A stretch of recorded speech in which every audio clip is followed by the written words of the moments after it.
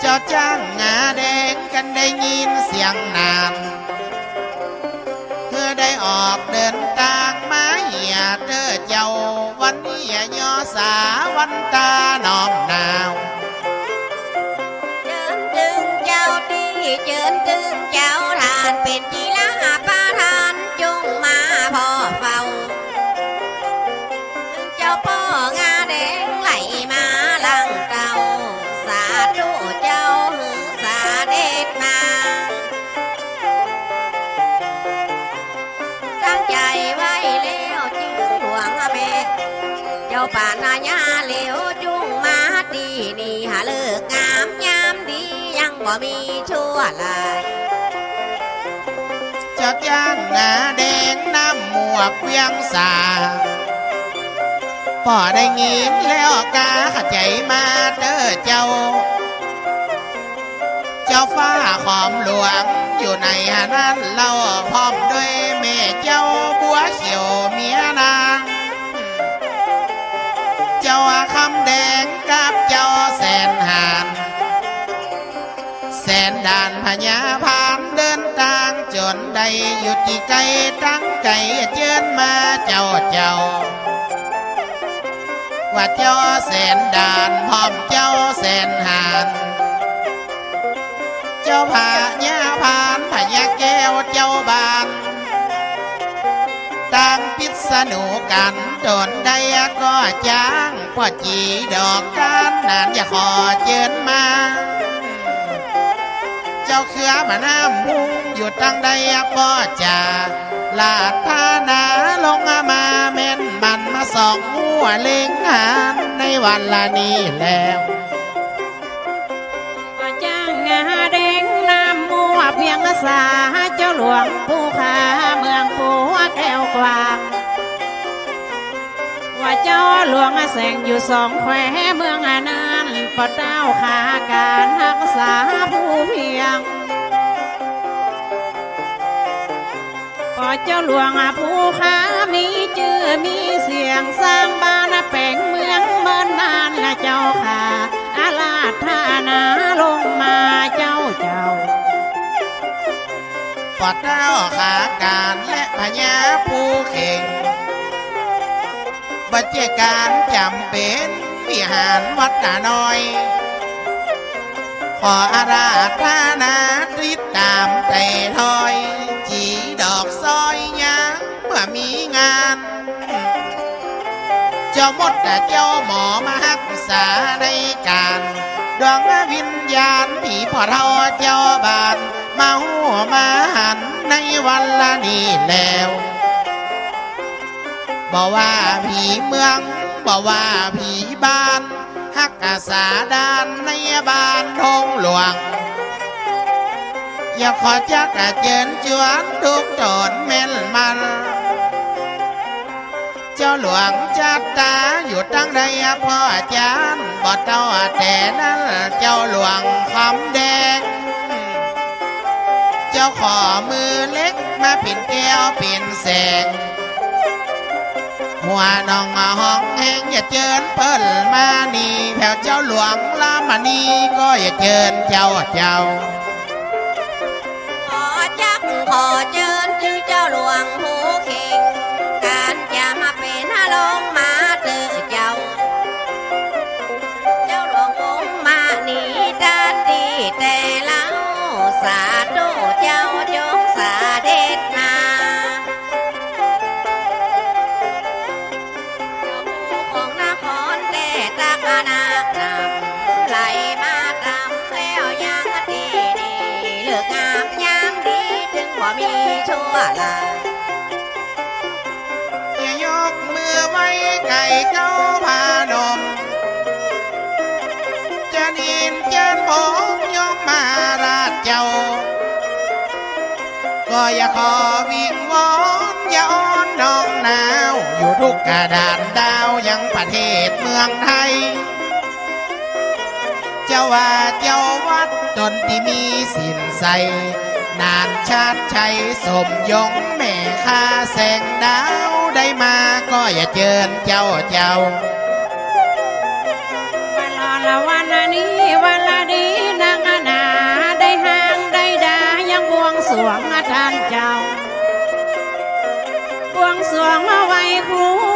ตีนั่นเราหลอนละด้านเจ้าปี60เนื้อได้ตรงวันที่28มกราคมมาแต่ตั้งนาคลายพศเนื้อใน60นาวานมีพิธีการบวงสรวงอันนี้เราวันที่28เดือนมกราคมพศมาตรงว่า2560จะเจ้าได้ทำบุญบวงสรวงในบ้านอยากขออนาเชิญทุกไปทุกด่านที่ฮักกาสาด่านยังแผ่นดินเมืองคนบอกว่าพาก่อนจึงบอกว่าพากงพระอาญายมยังมาราชเจ้านานจะขอวิงวอนจะขออ่อนน้องนาว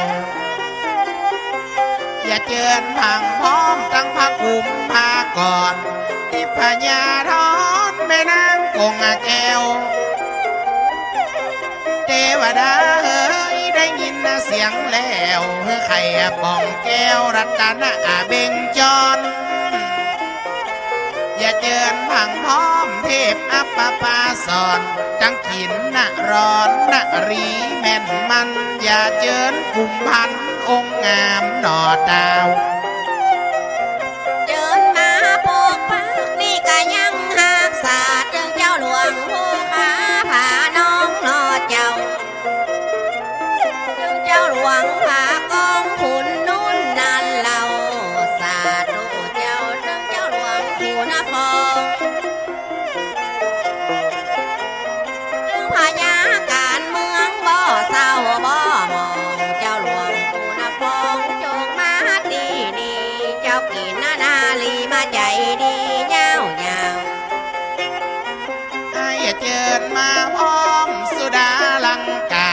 ตะโกงหงสาเมืองใหญ่เมืองกว้าง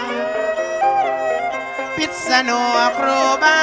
ตนใดก็จางมาหักษาการแล้วยังได้งานนากานาคน้ำเจิญมาหูมาหันพญาเวสสุวรรณมาจดเส้นหมายการเจ้าหมอเจ้าหลวงตนได้ก็แล้วว่าเจ้าขาการหักษาแจ้แหงอย่าอ้วแน่นน้อพี่น้องตั้งอะไรมาหักกษาวงย้ายในบ้านเจ้าหลวงผู้คว้างแหลมตนละหนึ่งนานหักษาเขาแก้วเขตดอยผู้กว้าง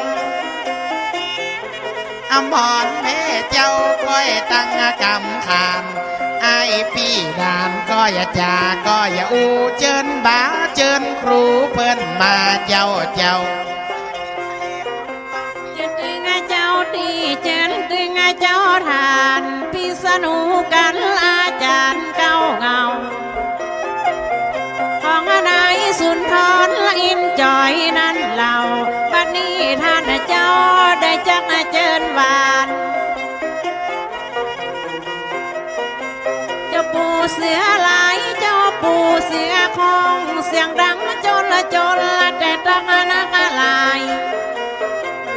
ท่านไปอยู่ที่ไหนตั้งใดวานลัทนาแถมกำจักอันเจิญเจ้าเจ้าผัวเสือหลายเจ้าผัวเสือโคงหักษาดังโกงเนื้อน้องบ้านไก่คนต่างไปเวียงโกใสเมืองแพร่เขตห้องตีดอยเข่าครึ่งน้องแม่สายกาล้องจังซอไปอย่าห้องเอาเจ้าหลวงสู่ธรรมผู้วิหารวัดน้อยก้อยมาด้วยกันไอพี่นานถึงบ่ได้อู้แกงเชิญเจ้าจ้างงาแดงอีป่อมาเจ้าจ้างงาแดงลูกเจ้าฟ้าหอมหลวงกับแม่จีลำดวนบัวเขียวแม่เจ้าเปิ้นได้ฮบมาได้ปุ่งในปางนั้นเล่าเปิ้นว่าคงเขตเมืองนานเมืองลาว อย่ามานั่งร้องเกยไม่จีดอกกวาวเขตเมืองลาวเมืองน่านดังอันตามประวัติตำนานเปิ่นมีมาเชื่อนี้เปิ่นได้ฮบได้ปุ้งเอาบ้านเอาเมืองเอาเขตสะทานแต่ก่อนเอาเงาฟันการบนหลังจ้างแม่นมันเจ้าพ่อจ้างงาแดงพ่อมาตายที่หันเลียดอาบเต็มงาจ้างห้องว่าจ้างงาแดงเอาเตอกูซ้อนตึงมาได้กินนาแดงหัวน้องห้องแห้งที่จากเก่าตานประวัติตำนานมีมาเชื่อนี้แล้วแม่น่ะแล้วมีเป็นความจริงเจ้าปู่เสียสมิงเจ้าปู่วัดนาน้อยและเจ้าปู่สู้ทำเจ้าหางกิ้วหน่อยบัดนานี้ลูกน้อยลัทนาอันเจิญเลิกงามมายามดีได้มาฮอดมาถึงปางมาถึงวันละนี้หวานได้จังเจิญหวานกู้องมาดีมีการมีงานจัดละกันเต็มที่มาจัดใส่เดือนสี่นอสมยงบ้านไก่ลูกน้องปองป่ายเดินตามใจเจ้าตั้งลูกศิษย์ลูกหาว่าคนป่ายคนเก่าเดินตามใจเจ้ามาไว้สาครูบาพ่องกะอยู่เมืองปัวพ่องกะอยู่วังผาปากันมาแผ่วเวียงสาบ้านกวางน้ำลัดนาปังเปิ่นก็มาผังพร้อมน้ำแกนน้ำลัดละเดิงบ้านหน้าปังรวมพลังด้วยกันนอเจ้า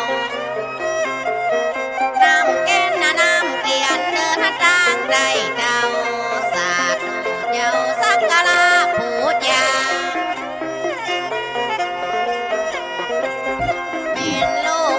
พอเจ้าเป็นลูกหาจะย่อมือสาวัน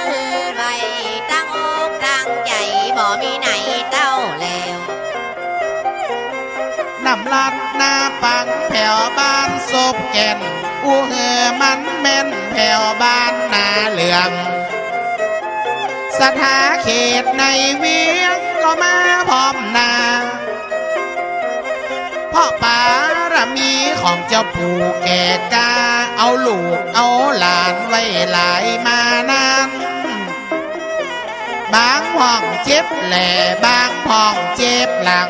บ่หัวเป็นยังมันบ่หายบ่เอียนเอาดอกเอาเตียนว่ามาถามผู้ไว้ผู้ก็ได้จี้จ้องผู้ก็ได้บ้องตาง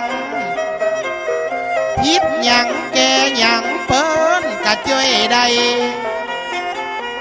ลูกนักกะลานหลายนอซอยดอกไม้แถวดังใจยังชนบุรี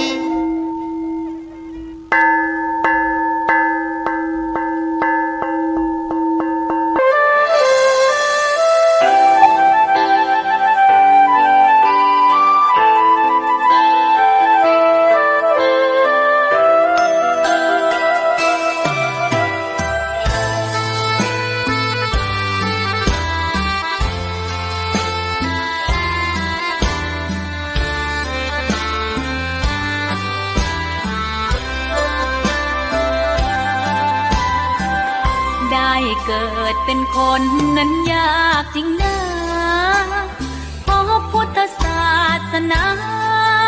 ยิ่งแสนยากเย็นคนไทยโชคดีที่สุดแล้วมีแก้ว3 ดวงงามเด่นมีวัดซึ่งเป็นนาบุญยิ่งใหญ่มีศาสนาพุทธประจำชาติไทยอยากหล่ออยากสวยเราต้องรักษาศีลอยากมีอันจะกินต้องหมั่นทำบุญทำทานเอาไว้ อนสติให้ว่องไวรีบ ขอถวายความเคารพ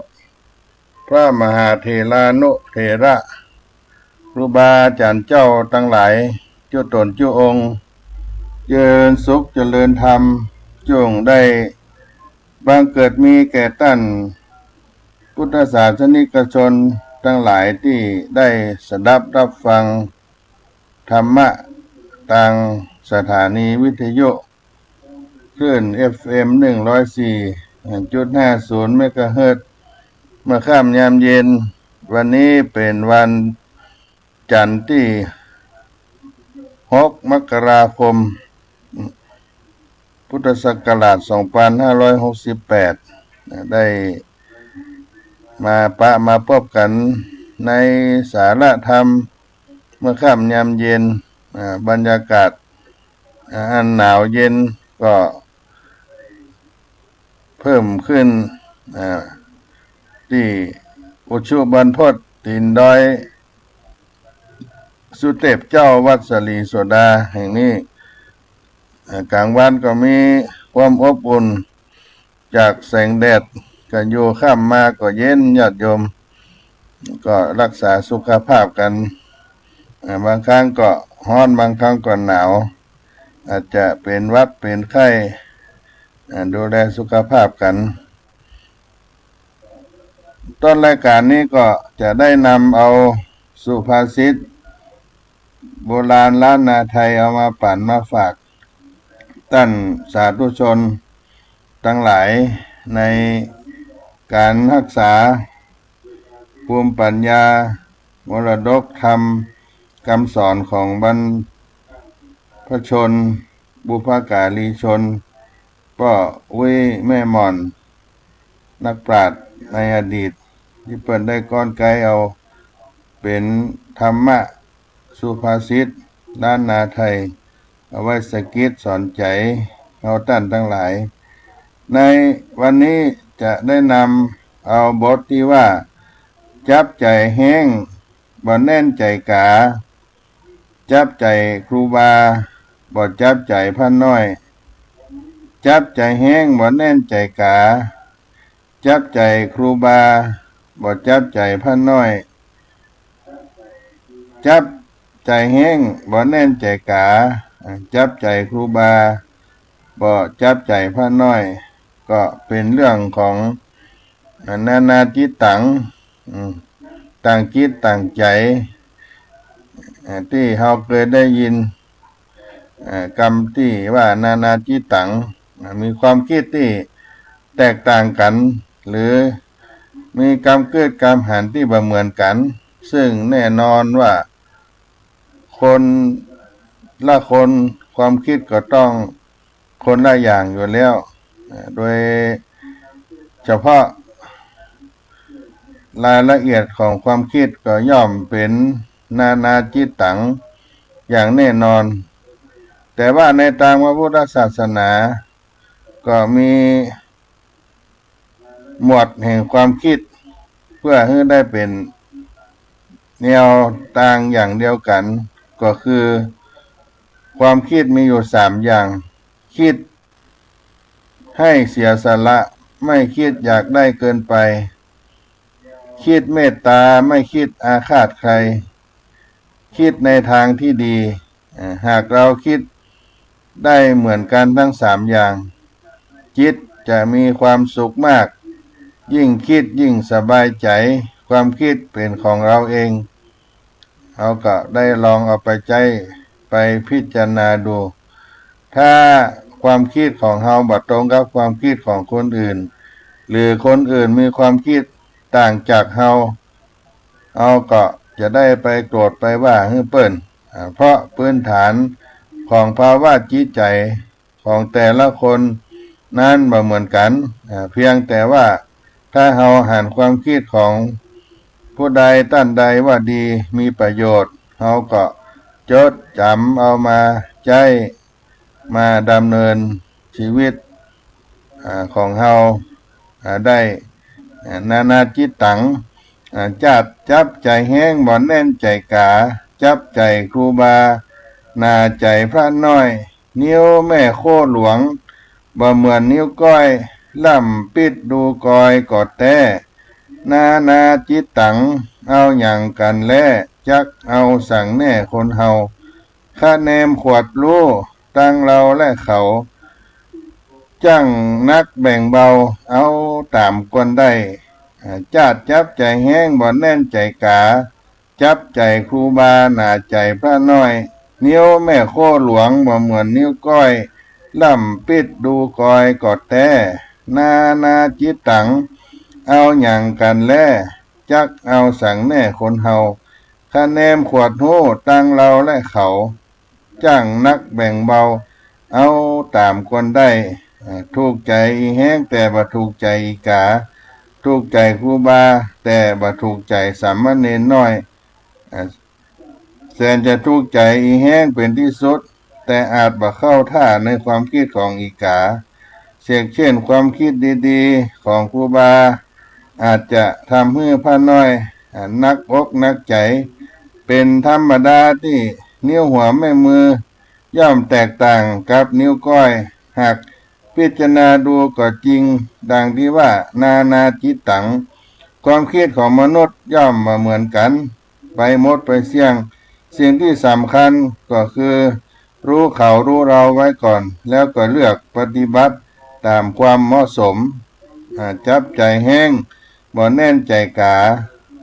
จับใจครูบาหน้าใจพระน้อยนิ้วแม่โคหลวงบ่เหมือนนิ้วก้อยล่ำปิดดูกอยกอดแต่นาจิตตังเอาอย่างกันแลจักเอาสั่งแน่คนเฮาคะแนนกวดรู้ตั้งเราและเขาจ้างนักแบ่งเบาเอาตามควรได้นี่ก็เรื่องของนาจิตตังบทข้าวก็เป็นการประพันธ์ของท่านอาจารย์สนั่นธรรมธิสำนักส่งเสริมศิลปะวัฒนธรรมมหาวิทยาลัยเชียงใหม่เพิ่นได้ประพันธ์เอาไว้ก็ได้นำบทข้าวมาในสุภาษิตที่ได้นำเอามาป่านฝากวันนี้ที่บอกกล่าวไว้จับใจแห้งบ่แน่นใจกาจับใจครูบาบ่จับใจพระน้อยก็เอาป่านฝากพี่น้องท่านสาธุชนผู้ฟังทั้งหลายได้รายการสารธรรมยามค่ำยามเย็นในวันนี้ที่ได้มาอู้มาจากับพี่น้องท่านผู้ฟังทั้งหลายโดยอาตมาภาพท่านพระครูปัญญาสังฆการหรือท่านพระครูพรหมินทร์เป็นตัวแทนคณะสงฆ์วัดสลีโสดาพระอารามหลวงจังหวัดเชียงใหม่ได้มาพบพี่น้องท่านสาธุชนคนฟังทั้งหลายวันนี้ก็ได้มีโอกาสได้ไปบรรยายธรรมเทศนาธรรมในการทำบุญที่บ้านของคุณพ่อสิริสวงแสวงซึ่งได้มีคณะลูกหลานเปิ้นได้ร่วมกันทำบุญเพื่อได้อุทิศส่วนบุญไปให้กับคุณแม่จรูนสวงแสวงซึ่งได้เป็นแม่ของเปิ้นแล้วก็ได้เสียชีวิตไปครบรอบในการเสียชีวิต8 ปีในวันนี้คณะคุณสุเมธและคุณเจปุก็ได้เป็นลูกเป็นเต้านำคณะญาติพี่น้องตระกูลทรงแสวงเป็นลูกเป็นหลานได้มาร่วมทำบุญแล้วก็มีญาติมิตรที่เป็นมิตรแก้วสหายครับครอบครัวคุณพ่อสิริคุณแม่จรูนทรงแสวงก็ได้มาถวายทานภัตตาหารเพลแล้วก็ได้สวดมนต์พุทธมงคลพาหุงและอาตมาภาพก็ได้กล่าวในเรื่องของท มจักรกัปปวัตตนสูตรเป็นพระธรรมเทศนาแบบล้านนาแล้วก็ได้อธิบายสารธรรมความเป็นธรรมจักรกัปปวัตตนสูตรกับศรัทธาญาติโยมซึ่งธรรมจักรกัปปวัตตนสูตรนั่นก็เป็นปฐมเทศนากันแรกที่องค์สมเด็จพระสัมมาสัมพุทธเจ้าได้แสดงแก่พระปัญจวัคคีย์เมื่อพระสัมมาสัมพุทธเจ้าตรัสธรรมจักรกัปปวัตตสูตรนี้ดวงตาหันธรรมปราศจากทุลีมนทินเกิดขึ้นในพระโกณฑัญญะพระสงฆ์สาวกองค์แรกในพระพุทธศาสนาวันนั้นก็เป็นวันเดือน10เพ็งของเมืองเหนือหรือว่าเดือน8ของทางสากลเป็นวันพระรัตนตรัยได้ครบสมบูรณ์บังเกิดขึ้นในโลกเป็นครั้งแรกมีพระพุทธพระธรรมพระสงฆ์ครบบริบูรณ์ธรรมจักรกัปปวัตตนสูตรก็มีสาระธรรมเนื้อหาแสดงถึงการปฏิเสธส่วนที่สุด2อย่างและเสนอแนวทางดำเนินชีวิตโดยสายกลางอันเป็นแนวทางใหม่ให้มนุษย์มีเนื้อหาแสดงถึงขั้นตอนและแนวทางการปฏิบัติเพื่อบรรลุถึงอริยสัจ4มีอริยมรรคองค์8โดยเริ่มจากทำความเห็นให้ถูกทางสายกลางก่อนเพื่อดำเนินตามขั้นตอนการปฏิบัติรู้เพื่อละทุกข์ทั้งปวงเพื่อความดับทุกข์อันได้แก่นิพพานซึ่งเป็นจุดมุ่งหมายสูงสุดของพระพุทธศาสนาธรรมจักรกัปปวัตตนสูตรไม่ได้เป็นพระสูตรเฉพาะที่ปรากฏอย่างโดดๆในพระไตรปิฎกแต่เป็นพระสูตรที่มีเนื้อหาปรากฏอยู่ในพระสูตรและคาถาที่แตกต่างกัน2แห่งกล่าวในคือปรากฏในเนื้อความในปัญจวัคคิยคาถาตอนปฐมเทศนามหาคันธกะมหาวรรคในพระวินัยปิฎกซึ่งในคาถานี้ในบางครั้งมีการระบุอย่างชัดเจนเป็นธรรมจักรกัปปวัตตนสูตรแต่บางกรณีก็บ่ได้ระบุชื่อพระสูตรและยังปรากฏในตถาคตสุตตังหรือตถาคตสูตรสมาธิวะโคคะสัจจะยังยุตตังสังยุตตานิกายในพระสูตรตันตปิฎกก็เรียกว่าธรรมจักรกัปปวัตตนสูตรเช่นกันเนื้อหาจากปัญจวัคคียคาถาตอนปฐมเทศนาในมหาคันธกะมหาวรรคะในพระวินัยปิฎกอันเป็นที่มาของธรรมจักรกัปปวัตตนสูตรนั้นบ่ได้ปรากฏอารัมภคาถาว่าเอวัมเมสุตตังเอกังสมยังภกวาปาราณสิยังวิหารติอิสิปตเนมิกะตาเยตัตตะโขภกวาปัญจวัคคีเยภิกขุอามันเตสิมีความหมายว่าข้าพเจ้า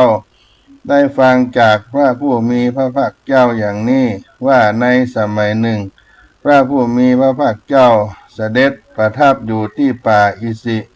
ปตนะมฤคทายวันใกล้เมืองพาราณสีในการครั้งนั้นแลพระผู้มีพระภาคเจ้าได้ตรัสเตือนสติเราภิกษุปัญจวัคคีย์ให้ตั้งใจฟังและพิจารณาตามพระดำรัสของพระองค์อย่างนี้ว่าอันเป็นอารัมภคาถาที่กล่าวโดยพระอานนท์เพื่อแสดงต่อที่ประชุมสังฆายนาครั้งแรกเพื่อชี้แจงว่าพระสูตรนี้สมเด็จพระสัมมาสัมพุทธเจ้า ทรงตรัสไว้ณสถานที่แห่งใดและทรงตรัสแก่ผู้ใดส่วนเนื้อหาจากตถาคตสูตร สมาธิวโคกะสัจจยังยุตตังสังยุตตานิกายได้ปรากฏอารัมภคาถาว่าเอกัง เอกังสมยังภกวาปราณสิยังวิหารติอิสิปตตเนมิกะตาเยตัตตะโหภกวาปัญจวัคคีเยภิกขุอามันเตสิมีความหมายว่าในสมัยหนึ่งพระผู้มีพระภาคเจ้าเสด็จประทับอยู่ที่ป่าอิสิปตนะมฤคทายยวันในใกล้เมืองปาราณสีในการครั้งนั้นแลพระผู้มีพระภาคเจ้าได้ตรัสเตือนสติเหล่าภิกษุปัญจวัคคีย์ให้ตั้งใจฟังและพิจารณาตามพระดำรัสของพระองค์อย่างนี้ว่าจากนั้นก็เริ่มเนื้อหาของพระสูตรซึ่งก็ตรงกันกับในมหาวาคทุกประการเนื้อหาประเด็นหลักในพุทธพจน์ที่ปรากฏในธรรมจักรปวัตตนสูตรโดยสรุปก็มีความว่าภิกษุทั้งหลายทุกขอริยสัจคือความจริงที่ช่วยมนุษย์ให้เป็นผู้ประเสริฐเกี่ยวกับการพิจารณาเห็นทุกข์เป็นอย่างนี้คือการเข้าใจว่าเกิดแก่เจ็บตายล้วนแต่เป็นทุกข์แม้แต่ความโศก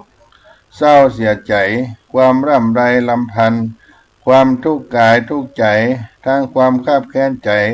ก็เป็นทุกข์ประสบกับสิ่งบ่เป็นที่รักก็เป็นทุกข์พลาดพลาดจากสิ่งที่เป็นที่รักก็เป็นทุกข์ปรารถนาสิ่งใดบ่ได้สิ่งนั้นก็เป็นทุกข์ว่าโดยย่อ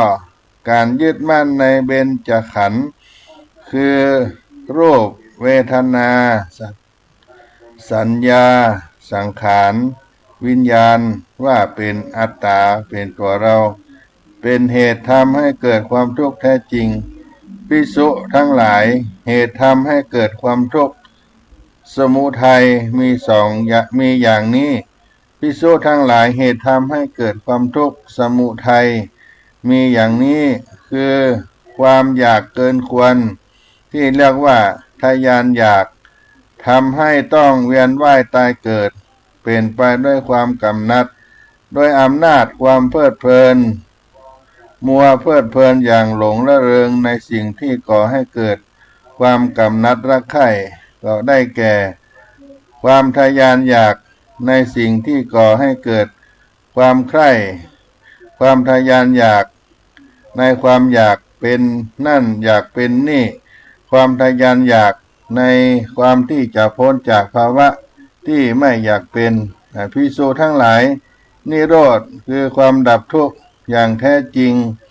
คือดับความกำนัดอย่างสิ้นเชิงมิให้ตัณหาเหลืออยู่สละตัณหาปล่อยวางตัณหาข้ามพ้นจากตัณหาไม่มีเยื่อใยในตัณหาภิกษุทั้งหลายทุกขนิโรธคามินีปฏิปทาอริยสัจคือข้อปฏิบัติให้ถึงความดับทุกข์อย่างแท้จริงอริยมรรคมีองค์8ได้แก่ 1. ความเห็นชอบ 2. ความดำริชอบ 3. เจรจาชอบ 4. การงานชอบ 5. เลี้ยงชีวิตชอบ 6. ความเพียรชอบ 7. ความระลึกชอบ 8. ความตั้งจิตมั่นชอบมี8ประการอริยมรรคมีองค์8ธรรมจักรปวัตตนสูตรกล่าวโดยสรุปได้แสดงถึงส่วนที่สุด2อย่างที่พระพุทธศาสนาปฏิเสธอันได้แก่กามสุขันลิกานุโยคคือการหมกมุ่นอยู่ในกามสุขและอัตตกิลมัฏฐานุโยคคือการทรมานตนให้ลำบากด้วยเปล่าประโยชน์หรือทุกขกิริยาคือการกระทำกิจที่ทำได้โดยยาก คือการรอดคือการได้อดอาหารการอดอาหารเป็นต้นมัชฌิมาปฏิปทามัชฌิมาปฏิปทาคือปฏิปทาทางสายกลางที่พระพุทธองค์ได้ทรงตรัสรู้ได้แก่มรรคมีองค์8และก็มีอริยสัจสี่คือธรรมที่เป็นความจริงอันประเสริฐ4ประการอันนี้เป็นข้อสรุปในธรรมจักรกับปวัตตนสูตรที่ได้กล่าวแสดงถึงทั้ง3อย่างนี้ส่วนที่สุด2อย่างอันบรรพชิตไม่ควรเสพก็คือการประกอบตนให้พัวพันด้วยกามสุขในกามทั้งหลายเป็นธรรมอันเลวเป็นของชาวบ้านเป็นของปุถุชนบ่ใช่ของพระอริยะไม่ประกอบด้วยประโยชน์การประกอบความเหน็ดเหนื่อยแก่ตนเช่นบำเพ็ญทุกขกิริยาเป็นความลำบากไม่ใช่ของพระอริยะไม่ประกอบด้วยประโยชน์ปฏิปทาสายกลางไม่เข้าไปใกล้ที่สุด2อย่างนั้นที่พระพุทธองค์ได้ทรงตรัสรู้แล้วด้วยปัญญาอันยิ่งทำญาณให้เกิดย่อมเป็นไปเพื่อความสงบเพื่อความรู้ยิ่งเพื่อความตรัสรู้เพื่อพระนิพพานในธรรมจักรกับปวัตตนสูตรปฏิปทาสายกลางนั้นได้แก่อริยมรรคมีองค์8ปัญญาเห็นชอบก็คือสัมมาทิฏฐิความดำริชอบสัมมาสังกัปปะเจรจาชอบเป็นสัมมาวาจาการงานชอบสัมมากัมมันตะเลี้ยงชีวิตชอบหรือว่าสัมมาอาชีวะพยายามชอบสัมมาวายามะและเลือกชอบสัมมาสติตั้งจิตมั่นชอบเป็นสัมมาสมาธิปฏิปทาสายกลางที่ได้แก่อริยมรรคมีองค์8ก็ได้มีทั้ง8อย่างนี้แล้วอริยสัจสี่ธรรมที่เป็นความจริงอันประเสริฐ4ประการ1ทุกขอริยสัจความเกิดก็เป็นทุกข์ความแก่ก็เป็นทุกข์ความเจ็บไข้ก็เป็นทุกข์ความตายก็เป็นทุกข์ความประจวบกับสิ่งที่ไม่เป็นที่รักก็เป็นทุกข์ความพลาดพลาดจากสิ่งเป็นที่รักก็เป็นทุกข์ปรารถนาสิ่งใดไม่ได้สิ่งนั้นก็เป็นทุกข์โดยย่ออุปทานขันธ์5ก็เป็นทุกข์2ทุกขสมุทัยอริยสัจคือตัณหาประกอบด้วยความกำหนัดด้วยอำนาจความเพลิดเพลินมีปกติเพลิดเพลินในอารมณ์นั้นๆคือกามตัณหาภวตัณหาวิภวตัณหา3ทุกขนิโรธอริยสัจคือตัณหาดับโดยไม่เหลือโดยมรรคคือวิราคะสละคืนปล่อยไปไม่พัวพัน4ทุกขนิโรธคามินีปฏิปทาอริยสัจก็คืออริยมรรคมีองค์8ที่ได้กล่าวไว้อริยสัจสี่นี้ทุกขอริยสัจควรกำหนดรู้ทุกขสมุทัยอริยสัจควรละเสียทุกขานิโรธอริยสัจควรทำให้แจ้งทุกขานิโรธคามินีปฏิปทาอริยสัจมีคืออริยมรรคมีองค์8ควรได้เจริญก็เป็นสาระใน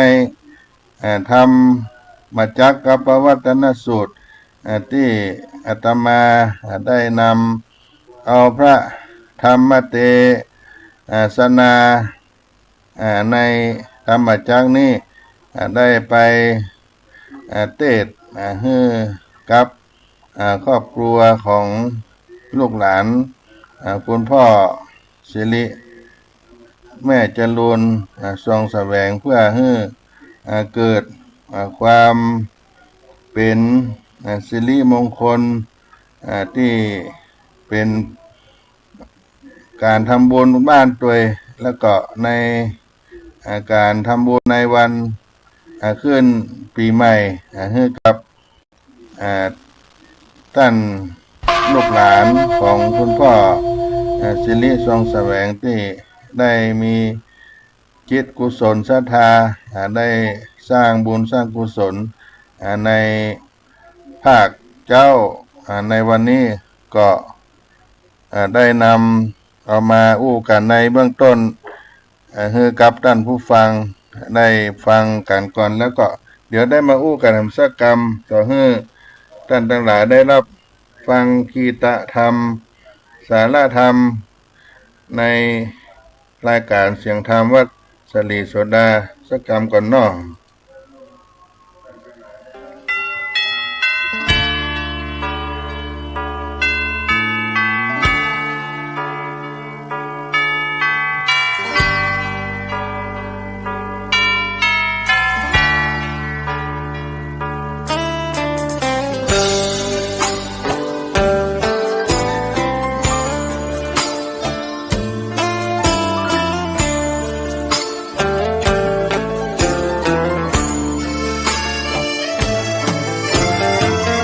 เชิญชวนทุกท่านเข้าวัดเข้าวาฟังธรรมะจากหลวงตาเสริมชีวาให้สุขสดใสยึดมั่นหลักธรรมคำสอนไว้ให้ขึ้นใจความดีรีบทำกันไว้หญิงชายอย่าได้นายนี้เชิญชวนทุกท่านเข้าวัดเข้าวาทำบุญด้วยจิตศรัทธาบุญพาให้เราสุขีจะทำการใดนำใช้ในสิ่งดีทำบุญให้ทานวันนี้ไม่มีใครว่าใครชังสมัยก่อนประทับใจปู่ย่าตายายวันพระไม่เคยเบื่อหน่ายจำได้ไม่ลืมสักครั้งเหตุใดวันนี้มีคนเข้าวัดน้อยจังอยากให้เหมือนก่อนอีกครั้งฝากความหวังกับคนรุ่นใหม่เชิญชวนทุกท่านเข้าวัดเข้าวารับศีลรับพรหลวงตาเสริมคุณค่าให้กับจิตใจกระทำความดีเรื่องนี้ไม่ต้องอายใครว่างจากการงานเมื่อใดเชิญชวนท่านไปทำบุญ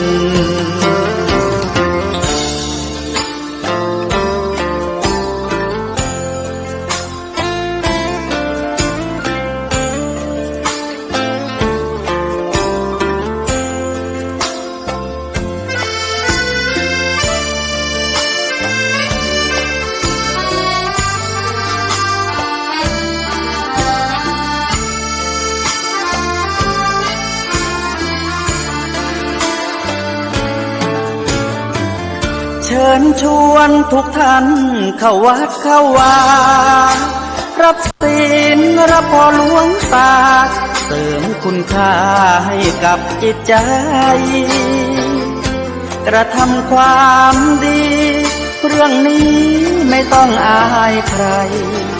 ว่างจากการงานเมื่อใดเชิญชวนท่านไปทำบุญกระทำความดีเรื่องนี้ไม่ต้องอายใครฝากเพลงเชิญชวนหญิงชายอย่าอ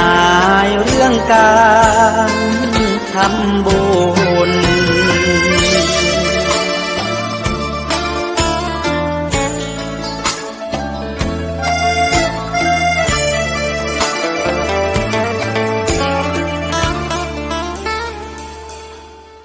ก็มาป้ากันช่องที่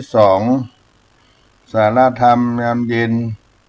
วัดสลีโสดาพระอารามหลวงจังหวัดเชียงใหม่ อัตมาภาพท่านพระครูปัญญาสังฆการได้มาอู้มาจ๋ามาพระมาพบกับพี่น้องท่านทั้งหลายได้อู้จากันไปเรื่องของธรรมจักรกับพระวัฒนสูตรซึ่งการได้ฟังธรรมการได้สวดธรรมจักรก็ได้มีพระรานิสงส์พระรานิสงส์ซึ่งในบทคัดเพิ่นก็กล่าวไว้ว่าอนุตตรังอภิสัมโพธิงสัมพุทธิตวาตถาคโตปธัมมังยังอเทเสสิธรรมจักกังอนุตตรังสัมมะเทวะปวัตเตนโตโลเกอปติวัติยังยัตถาขาตาอุโพอันตาปฏิจะมัชฌิมาจะตูสวาริยะสัจเจสุวิสุทังญาณทัสสนังเทสิตังธรรมราเชนะสัมมาสัมโพธิกิตนังนาเมนะวิสุตัง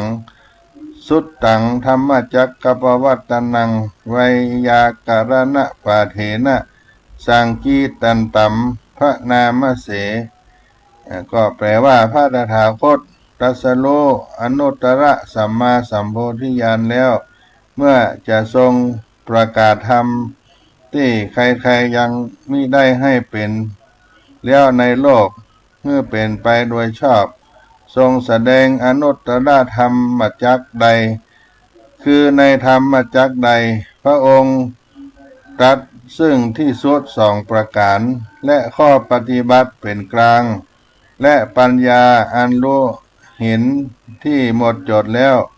ในอริยสัจทั้ง4เราทั้งหลายจงสวดธรรมจักรนั้นเพื่อ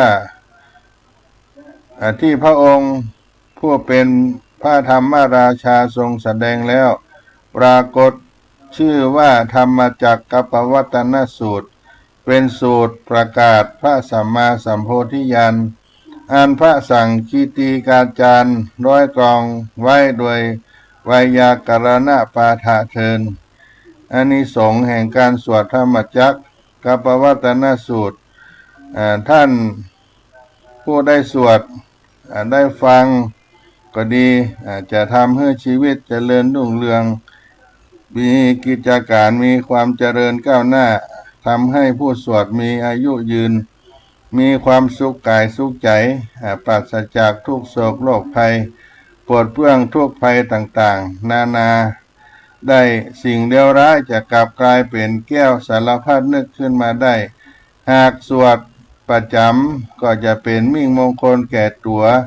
มีความก้าวหน้าสถาพรทรัพย์สมบัติเข้าของ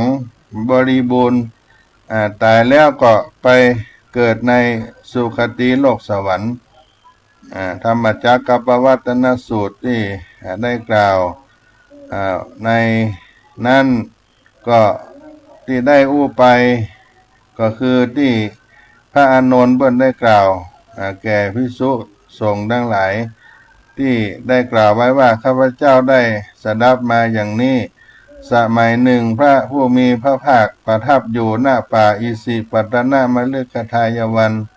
เขตกรุงพาราณสีณที่นั้นแด่พระผู้มีพระภาครับสั่งเรียกภิกษุปัญจวัคคีย์มาตรัสว่าภิกษุทั้งหลายที่สุด2ประการบรรพชิตไม่พึงเสพที่สุด2ประการอะไรบ้างคือกามสุขันลิกานุโยคการหมกมุ่นอยู่ด้วยกามสุขในกามทั้งหลายเป็นธรรมอันซามเป็นของชาวบ้านเป็นของปุถุชนไม่ใช่ของพระอริยะไม่ประกอบด้วยประโยชน์อัตตากีลามาฐานุโยคการประกอบความเดือดร้อนแก่ตนเป็นทุกข์ไม่ใช่ของพระอริยะไม่ประกอบด้วยประโยชน์มัชฌิมาปฏิปทาไม่เอียงเข้าใกล้ที่สุด2ประการที่นี้พระตถาคตได้ตรัสรู้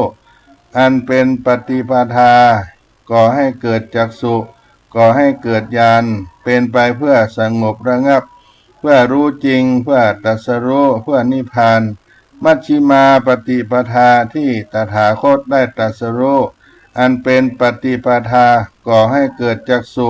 ก่อให้เกิดญาณเป็นไปเพื่อสงบระงับเพื่อรู้ยิ่งเพื่อตรัสรู้เพื่อนิพพานนั้นเป็นอย่างไรคืออริยมรรคมีองค์8นั่นแลได้แก่สัมมาทิฏฐิสัมมาสังกัปปะสัมมาวาจาสัมมากัมมันตะสัมมาอาชีวะสัมมาวายามะสัมมาสติสัมมาสมาธินี่คือมัชฌิมาปฏิปทานั้นที่ตถาคตได้ตรัสรู้แล้วอันเป็นปฏิปทาที่ก่อให้เกิดจักษุก่อให้เกิดญาณเป็นไปเพื่อสงบระงับเพื่อรู้ยิ่งเพื่อตรัสรู้เพื่อนิพพานภิกษุทั้งหลายข้อนี้เป็นทุกขอริยสัจคือแม้ความเกิดก็เป็นทุกข์แม้ความแก่ก็เป็นทุกข์แม้ความเจ็บก็เป็นทุกข์แม้ความตายก็เป็นทุกข์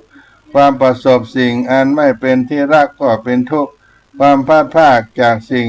อันเป็นที่รักก็เป็นทุกข์ปรารถนาสิ่งใดไม่ได้สิ่งนั้นก็เป็นทุกข์โดยย่ออุปทานขันธ์ห้าเป็นทุกข์ภิกษุทั้งหลายข้อนี้เป็นทุกขสมุทัยอริยสัจคือตัณหาอันทำให้เกิดอีกประกอบด้วยความเพลิดเพลินและความกำหนัดมีปกติให้เพลิดเพลินในอารมณ์นั้นๆคือกามตัณหาภวตัณหา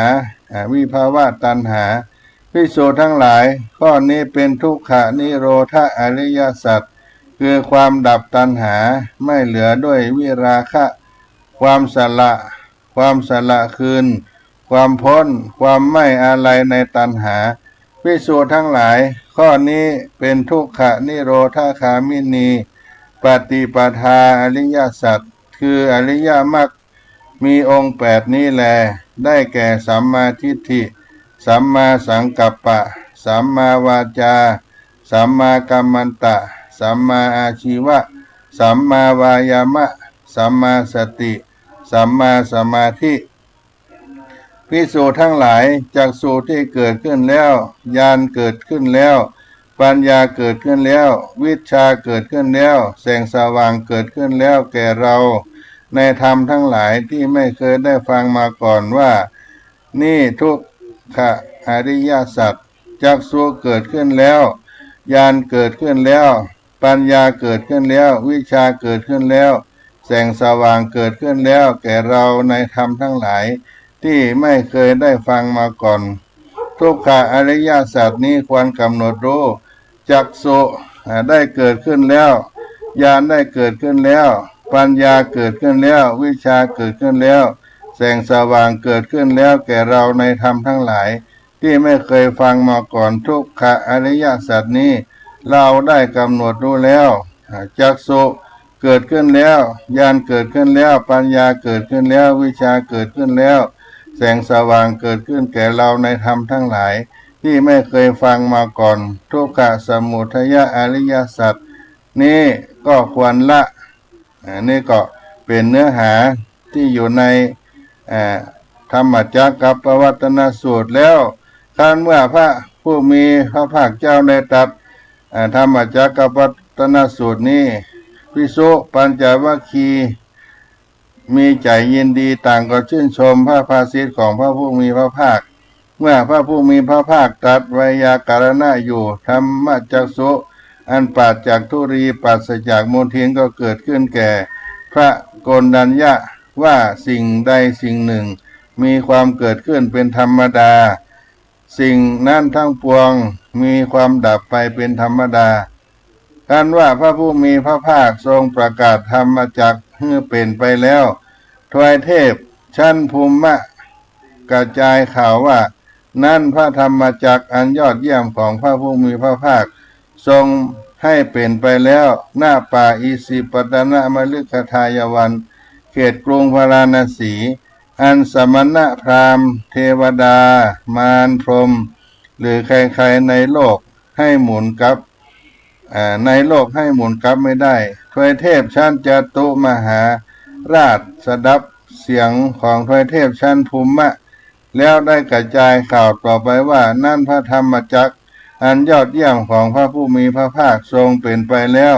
หน้าป่าอิสิปตนะมฤคทายวันเขตกรุงพาราณสีอันสมณะพราหมณ์เทวดามารพรหมหรือใครๆในโลกให้หมุนกลับไม่ได้ทวายเทพชั้นดาวดึงส์ได้สดับเสียงของทวายเทพชั้นจตุมหาราชแล้วก็กระจายข่าวต่อไปทวายเทพชั้นยามาสดับเสียงทวายเทพชั้นดาวดึงส์ได้กระจายข่าวต่อไปอีกทวายเทพชั้นดุสิตได้สดับเสียงของทวายเทพสาธุการของชั้นยามาก็ได้กระจายข่าวต่อไปทวายเทพชั้นนิมานารดีสดับเสียงของทวายเทพชั้นดุสิตแล้วก็กระจายข่าวต่อไปทวายเทพชั้นปะระนิมิตะสวสาวัตตีสดับเสียงของทวายเทพชั้นนิมานารดีแล้วก็กระจายข่าวต่อไปเพราะฉะนั้น6สวรรค์ทวายเทพทั้งหลายก็ส่งเสียงสาธุการขึ้นไปถึงพรหมชั้นปริสัชชาปโรหิตามหาพรหมปริตะภาอัปปมานาภาและอภัสราปริตะสุภาอัปปมานาสุภาสุภากินหกาอสัญญพรหมเวหัพพลาอวิหาและอัตตปาสุทัสสาสุทัสสีและกนิฐาพรหมทั้งหลายก็กระจายข่าวอันธรรมจักรอันยอดเยี่ยมของพระผู้มีพระภาคทรงได้เปลี่ยนไปแล้วที่ป่าอิสิปตนะมฤคทายวันเขตกรุงพาราณสีเทวดาสมณะพราหมณ์มารพรหมใครๆในโลกให้หมุนกลับไม่ได้เพียงคู่เดียวต้องอ่านเสียงประกาศได้กระจายขึ้นไปในพรหมโลกด้วยประกาศชนี้หมื่นโลกธาตุก็สั่นสะเทือนเลื่อนลั่นทั้งแสงสว่างอันเจิดจ้าหาประมาณไม่ได้ก็ปรากฏในโลกล่วงเทวานุภาพของเทวดาทั้งหลายลำดับนั้นพระองค์ผู้มีพระภาคเจ้าก็เปล่งอุทานผู้เจริญทั้งหลายโกณฑัญญะได้รู้แล้วหนอผู้เจริญทั้งหลายโกณฑัญญะได้รู้แล้วหนอดังนั้นคำว่าอัญญาโกณฑัญญะนี้ก็จึงเป็นชื่อของพระอัญญาโกณฑัญญะที่ได้รู้ธรรมอันเป็นธรรมจักรปวัตตนสูตรที่มีบทสวดที่ท่านทั้งหลายอาจจะได้ฟังจากการสวดก็ดีหรือพระสังฆเจ้าเพิ่นสวดเริ่มตั้งแต่เอวเมสุตังเอกังสมยังภควาปราณสิยังวิหารติอิสิปตเนมิฆาทาเย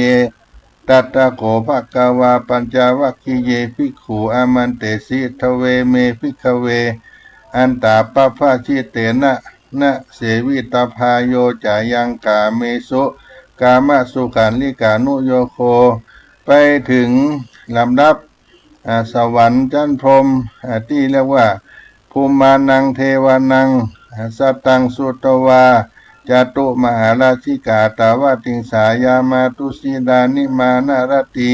ปาระนิมิตะวาสาวัตีไปถึงชั้นพรหมทั้งหลายที่เป็นปริสัจจาปโลหิตาถึงกันนิถามหาพรหมที่เป็นบทสวดของธรรมจักรปวัตตนสูตรแล้วก็ไปลงในที่อัฏฐโขภควาอุทานังอุทานิสิอัญญาสิวัตโพโกณดัญโยอัญญาสิวัตโพโกณดัญโยติอิติหิทังอยัสสมโตโกณดัญญัสสะอัญญาโกณดัญโยเตวะนามังโหสิติบางท่านก็ได้เคยสวดก็เพื่อเป็นสิริมงคลเนาะญาติโยมได้นำมาอู้กันในวันนี้ที่อาตมาภาพได้ไปบรรยายได้เทศนาเกิดความเป็นมังกรในที่ถี่วันขึ้นปีใหม่ตัวแล้วก็การทำบุญบ้านของลูกหลานคุณพ่อสิริ คุณแม่จรูนทรงแสวงผู้ใดได้ฟังได้สวดก็จะให้ชีวิตเจริญรุ่งเรืองมีกิจมีการเจริญก้าวหน้าผู้สวดมีอายุมั่นยืนยาวมีความสุขกายสุขใจปราศจากทุกโศกโรคภัยปวดเปื้องทุกภัยต่างๆนานาสิ่งเลวร้ายก็จับกลับกลายเป็นแก้วสารพัดนึกขึ้นมาถ้าเราได้สวดเป็นประจำทุกวันก็มีความเจริญรุ่งเรืองสถาพรเจริญด้วยธนสมบัติเข้าของบริบูรณ์แม้แต่สิ้นลมหายใจไปก็จะได้ไปเกิดในสุคติโลกสวรรค์เป็นที่ตั้งก็ได้นำเอามามาจาให้พี่น้องท่านผู้ฟังทั้งหลายและก็ขอให้เป็นวรพรทั้ง4ประการคือจตุรพิธาพรชัยที่เป็นความสวัสดีมีชัยทั้ง4ประการที่เป็นพรให้กันท่านทั้งหลายจะได้เจริญด้วยพรทั้ง4ประการคืออายุก็ให้มีอายุมั่นยืนยาวมีชีวิตที่ดีวันนะก็ให้มีความสวยสดงดงามมีชื่อมีเสียงเกียรติยศสุขะให้มีความสุขกายสบายใจมีความสะดวกพละก็ให้มีพละกำลังกายกำลังใจกำลังทรัพย์มีพวกพ้องบริวารพร4ประการนี้เป็นพรที่พระพุทธองค์ได้ตรัสไว้ถือว่าศักดิ์สิทธิ์แน่นอนบ่มีการเปลี่ยนแปลงตัดต่อเพิ่มเติมที่พระสงฆ์ได้อำนวยอวยพรให้กับท่านทั้งหลายในวันนี้ก็ขอให้ทุกท่านได้เจริญด้วยจตุรพิธพรชัยทั้ง4ประการอายุวันนะสุขภละการพ้นหน้ารายการเสียงธรรมวัดสลีโสดาพระอารามหลวงวันนี้อาตมาภาพก็ได้มาพบกับพี่น้องท่านคนฟังทั้งหลายก็จะได้ล่ำลาท่านทั้งหลายไว้เพียงเท่านี้ก่อนก้อยพระกันใหม่ในคราวต่อไปสุขสวัสดีจงมีแก่ท่านผู้ฟังทุกผู้ในคนจัตตารโอธรรมาวทันติอายุวันโนสุขังปะลัง